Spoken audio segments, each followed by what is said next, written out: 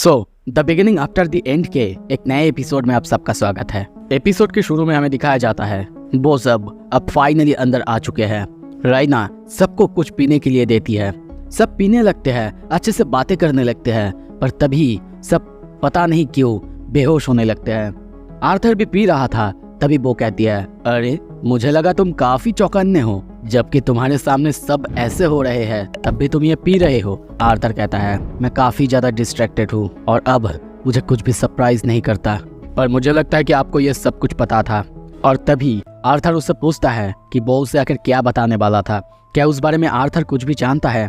रेनिया कहती है, हाँ, पर उससे पहले मैं तुमको सिखाना चाहती हूँ, बोलना चाहती हूँ, मैं एक डिवाइनर हूँ, ये तो तुम्हें पता है ना आर्थर, और इसी वजह से मैं हमारी पावर्स कैसे काम करती है ये तुम्हें समझाना चाहती हूँ। ये सुन के आर्थर बहुत ज़्यादा शॉक होता है। वो खुद एक डिवाइडर से डेविएंट मैजिक के बारे में, उनके मैजिक फॉर्म के बारे में सीखने वाला है।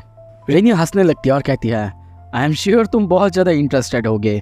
डेविएंट जो कि वैसे पावर्स को हार्नेस करते हैं जो कि नॉर्मल चारों एलिमेंट में आते ही नहीं। ये रेगुलर मेजेस से अलग है जो कि अपने आसपास से, अपने एटमॉस्फेयर से माना को गैदर करते हैं। अगर मैं तुम्हें एग्जाम्पल दूँ, तुम्हारी मॉम वो अलग है, उनकी जो हीलिंग मैजिक है वो किसी भी एलिमेंट के अंदर नहीं आता, और मैं ऐसे ही काफ़ी सारे डेविएंट से मिली हूँ और उनके यूनिक मैजिक के बारे में मुझे पता चला है, और उनका ये मैजिक बिल्कुल अलग तरह से काम करता है, जैसे कि वो लोग इसी पावर को ही ड्रॉ करते हैं। हाँ, तुम्हारा डेविएंट फॉर्म या फिर तुम्हारा डेविएंट एलिमेंटल फॉर्म वो अलग है। डिवाइनर्स के लिए उनके पावर्स अलग तरीके से डेवलप होते हैं। हमारी पावर्स हमारे समय में, हमारी ज़िंदगी में कभी भी अवेकन हो सकते हैं, जैसे कि उनके अंदर ब्लड इमेजेस ऑफ फ्यूचर वो हमारे दिमाग में कभी कभी आते हैं। ये बहुत कम होते हैं, शॉर्ट टाइम के लिए होते हैं, पर फिर भी इन सब के लिए हमें कभी भी माना की ज़रूरत नहीं होती है। पर आर्थर तुम्हें तो पता ही है ये उतना यूज़फुल पावर नहीं है ना। पर आर्थर को यहाँ पे ये समझ नहीं आ रहा था कि एक स्पेल वो कैसे वर्क कर सकता है बिना किसी माना के, और वो कैसे इसे यूज़ करते हैं। और यहाँ पे वो उसे ये समझाती है या फिर कहती है, और वो अपनी इस पावर को अपनी लॉन्गजिविटी से ताकत देती है। क्या तुम्हें पता है आर्थर, हम डिवाइनर्स वो हर वक्त अपनी ज़िंदगी को और कम करते जाते हैं जितनी बार भी हम फ्यूचर को देखने की कोशिश करेंगे, और यही है डिवाइनर की ट्रू पावर। तुम्हें याद है ना आर्थर, इससे पहले जब मैंने वेरियन के वाइफ के बारे में कही थी। आर्थर कहता है, हाँ मुझे याद है। वो कहती है, हाँ उसके नाम थी लानिया, वो भी एक डिवाइनर थी बिल्कुल मेरी तरह, पर मुझसे कई गुना ज़्यादा पावरफुल। उसकी प्रोफेसीज या फिर बाकी जो भी वो फ्यूचर देखती थी वो बहुत ज़्यादा डिटेल्ड होती थी, यहाँ तक कि मुझसे तो कई ज़्यादा। और इसी वजह से लोग जैसे कि उसे पूछते थे उसकी ब्यूटी और ग्रेस और साथ में उसके पावर्स को, सभी एल्फ उसे आइडलाइज करते थे। और फिर वो और वेरियन एक दिन प्यार में गिरे। उन लोगों ने अच्छे से शादी तो करी, फिर लगा था कि सब कुछ सही होगा, पर फेट का क्या कहा जा सकता है आर्थर। फिर वॉर शुरू हुआ, चारों तरफ यही सब चल रहा था, इन्हीं बातों का टेंशन सबके ऊपर था, और हमें अभी भी शक था। ह्यूमंस अभी भी कुछ करना चाहते थे, और हाँ हम लोग सही थे, क्योंकि तब का जो राजा था वो अपनी फाइनल एक्ट हमारे खिलाफ करने वाले थे। थ्रोन के फ्यूचर हायर को वो ख़त्म करने वाले थे। ये सुन के आर्थर चौंकता और कहता है, आपका मतलब? वो कहती है, हाँ सही समझे तुम, उनकी टारगेट थी वेरियन, वो उसे ही ख़त्म करना चाहते थे। वेरियन की वाइफ अपनी विजन से कई बार कोशिश की, अलग अलग तरह से देखने की कोशिश की कि कैसे वो वेरियन को बचा सकती है, पर आउटकम हमेशा उसकी मौत ही होती। और सिर्फ वेरियन को ही इस बारे में पता था, यहाँ तक कि वो उससे बार बार कहा करता था, भीख मांगा करता था कि वो ये सब ना करे, पर फिर भी लानिया ये मैजिक का यूज़ छुप छुप के करने लगी। तुम्हें पता है ना आर्थर, जब मैं पहली बार फ्यूचर में देखी थी, एक झलक बस मैंने फील किया था मेरे हाथों से दिन, हफ्ते और महीने गुजरते हुए। और तुम एक बार सोचो, वो ऐसा हर दिन करती थी अपनी प्यार को बचाने के लिए, और अंत में वो उसे बचाने में सक्षम हुआ। उसने तब तक सब कुछ को रोक लिया था जब तक कि उस किंग का बेटा उसे धोखा ना देता, पर उसने अपनी लाइफ काफ़ी खो दी थी, जिसके वजह से वेरियन के हाथों में ही उसकी जान गई। इस वजह से मैंने वेरियन को काफ़ी ज़्यादा हेट किया था, बहुत लंबे समय से हेट करा था, मैंने अपनी बहन को तक हेट करी थी कि वो मुझे इस पूरे दुनिया में अकेली छोड़ के चली गई। ये सुन के आर्थर चौंकता है और कहता है, क्या आपका मतलब वो?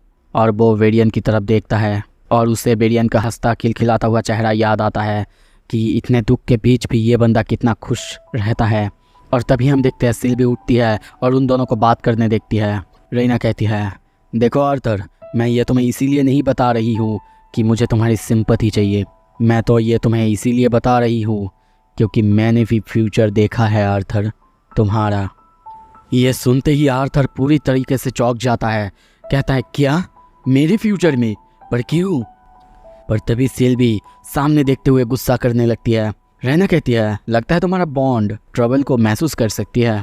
पर आर्थर तभी सिल्वी को समझाता है। अब रेना कहती है, अगर मैं सच कहूँ आर्थर, तो मैं तुम्हें तब से जानती हूँ, तुम्हारे ग्लिम्स मुझे तब से आ रहे थे जब मैं तुमसे मिली तक नहीं थी। आर्थर ये समझ नहीं पाता, पूछता है, क्या ये नॉर्मल है? वो कहती है, नेचुरल तो नहीं है ये, और ये कभी मेरे साथ पहले हुआ भी नहीं था। पर आर्थर, दिकातेन एक नई एरा में जा रही है, सब कुछ बदल रही है, और जितना कुछ भी मैंने देखा है, मैंने एक चीज़ तो जाना है, सब कुछ के बीच तुम ही आते हो आर्थर। आर्थर कहता है, क्या?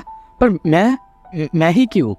वो कहती है, इसका जवाब तो मैं नहीं दे सकता आर्थर अभी, पर मैं इतना कम भी नहीं बताना चाहती कि तुम बेटर आउटकम के लिए दौड़ो। आर्थर को यहाँ पे ये समझ नहीं आ रहा था कि वो अपनी लाइफ स्पैन को ख़त्म कर रही है उसके फ्यूचर को देखने के लिए। वो ये भी पूछता है, क्या इस सब के बारे में वेरियन को पता है? वो कहती है, नहीं, और वैसे भी मैं बहुत जीत चुकी हूँ। पर हाँ आर्थर, तुम्हारे फ्यूचर को देखते हुए लगता है कि मैंने कुछ एनिमीज़ बना लिए हैं, जिसकी वजह से मुझे यहाँ पे चुप के रहना पड़ रहा है। पर चिंता मत करो, ये पूरी तरह से मेरी चॉइस है आर्थर। पर हाँ आर्थर, तुम्हारे सामने काफ़ी कुछ आने वाला है।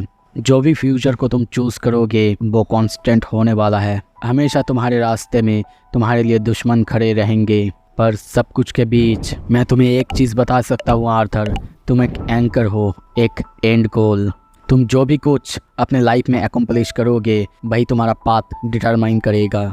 मैं तुम्हें दो चीज़ बता सकती हूँ आर्थर, लोग बुरे काम करते हैं पर कुछ अच्छे रीजंस के लिए, और दो, जो कि तुम्हें अपना दुश्मन लगे वो नॉर्मली कोई लीडर नहीं जो कि थ्रोन पे बैठा हुआ है, पर वो जो कि एक एवेंडेंस सोल्जर है जिसके पास खोने के लिए कुछ भी नहीं है।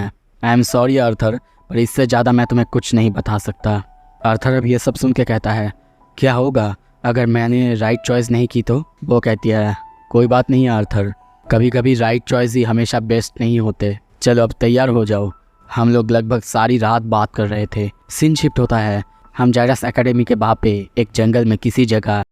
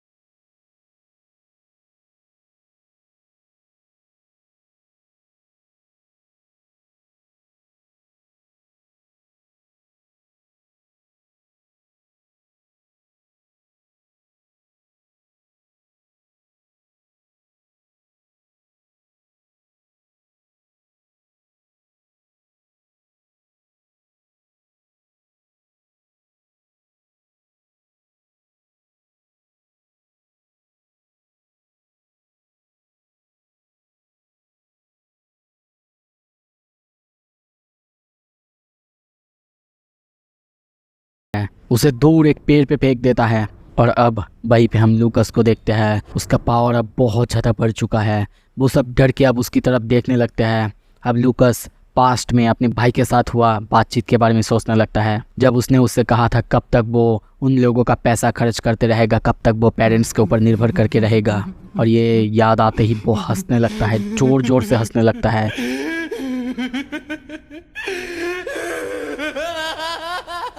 तभी देखते हैं डर के एक बंदा उसके तरफ जाता है हमला करने के लिए, पर वो पास आता उससे पहले ही आर्थर उसे एक ही बार में पूरी तरह से जला देता है। पर ये देख के ही तभी वहीं पे एक बंदी वो चिल्लाते हुए वहाँ पे जाती है। दौड़ते हुए जब जाती है देखती है दूसरे बंदे को वहाँ पे जलते हुए, वो अब खुद को रोक नहीं पाती। गुस्से में वो लूकस के ऊपर हमला कर देती है, पर लूकस बहुत ही तेजी से उसके पास आता है और उसके गले को पकड़ के पूरी तरह से ज़मीन में उसे गाड़ने लगता है। उसकी आँख और मुंह से खून निकलने लगता है। वो दर्द से चीखने लगती है, माफ़ करने के लिए कहती है, पर उसकी कुछ कहने से पहले ही लूकस उसे मार देता है। उसके बाद वो उसी बंदे के पास जाता है। आई एम सॉरी, यहाँ पे मुझे इसका नाम याद नहीं है। वो बंदा अब उसे माफ़ करने के लिए कहता है। लूकस उसकी बात सुनता ही नहीं और वो उसे मार देता है, वहीं पे बहुत बुरी तरीके से मारता है। सीन शिफ्ट होता है। अब देखते हैं सभी जग चुके हैं और सभी अब धीरे धीरे खाना खा रहे थे, बात कर रहे थे। सबके बीच हंसी मजाक अच्छे से चल रहा था और तभी देखते हैं टेसिया की बीच ट्विल को चेक में रखने के लिए एल्डर ब्रियन उसे बहुत ही खूबसूरत एक ब्रेसलेट गिफ्ट करते हैं। कुछ देर बाद हम देखते हैं वहीं पे एक टेलीपोर्टेशन गेट जो कि रिनिया अपने लिए पर्सनली रखी हुई थी। आर्थर ये देख के बहुत ज़्यादा चौंकता है और अब टेसिया के गुड बाय कहने के समय आ चुका था। सबसे बाइक है कि वो दोनों अब फाइनली टेलीपोर्ट होके आ चुके हैं और कुछ देर घूमने के बाद वो लोग अब हेल्थिया हाउस में आ चुके हैं। डोर नॉक करते ही डोर और कोई नहीं बल्कि जैस्मिन खोलती है और सिर्फ वही नहीं थी, उसके साथ बाकी टीम वो भी थे। सभी आर्थर को वेलकम करते हैं। यह तक कि यहाँ पे डर्डन वो आर्थर की स्टाइल को कॉपी करा है ये भी एडम बताने लगता है। ओके, यहाँ पे मैं सब कुछ को थोड़ा सा स्किप करूँगा क्योंकि ये उतना ज़्यादा इम्पोर्टेंट नहीं है, पर हाँ यहाँ पे एक चीज़ होता है। टेसिया उसको सभी अंदर आने के लिए कहते हैं पर वो वहीं पे रुक जाती है और स्कूल के लिए निकल जाती है क्योंकि स्कूल में लिलिया है, स्टूडेंट काउंसिल प्रेसिडेंट होके यहाँ पे वो मज़ा नहीं कर सकती। आर्थर पहले तो चिंता करता है क्योंकि उसके पास वो ब्रेसलेट है जो कि उसकी माना कोड को चेक में रखा हुआ है, पर टेसिया कहती है आर्थर एक ही तो रात की बात है ना, चिंता मत करो। और तभी आर्थर की मॉम को देखते हैं, वो उसे एक शॉल देती है। अब टेसिया सबको बाय कह के आगे निकल जाती है। आर्थर भी उसे बहुत ही अच्छे से देखने लगता है और हंसने लगता है और इसके बाद फिर से हम देखते हैं वो लोग एंजॉय करते हैं, बियर पीते हैं। क्या बोलूँ मैं, आप लोग ही देख लो, एक के बाद एक मैं पैनल देता जा रहा हूँ। यहाँ तक कि यहाँ पे जैस्मिन आर्थर को आके कहती है आर्थर तुम्हारे बारे में मैं बहुत ज़्यादा चिंता कर रही थी, पता है।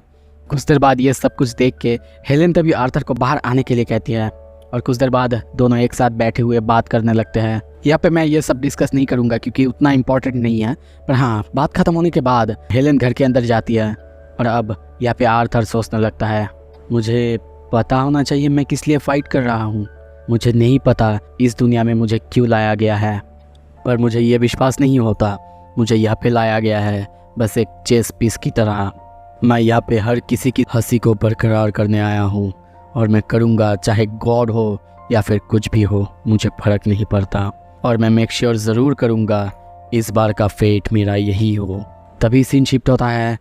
हम देखते हैं उसी बंदे को जिसने लूकस को वो पोशन दिया था, उसके पास अब काफ़ी सोल्जर्स थे। वो सबको तैयार रहने के लिए कहता है और साथ ही में बहुत अलग अलग टाइप के माना बीस्ट वो सबको कंट्रोल कर रहा था और सबको एक साथ हमला करने की ऑर्डर देता है। तो अब आगे क्या होगा? क्या सच में सब कुछ वो तबाह कर पाएगा? और लूकस वो आखिर कितना पावरफुल हुआ है? सब कुछ अगर ऐसे ही डिटेल में देखना है लाइक करो। हाँ, वीडियो आने में थोड़ा सा देर हो सकता है लेकिन एक्सप्लेनेशन में कोई भी कमी नहीं रहेगा। Thank you so much, stay tuned.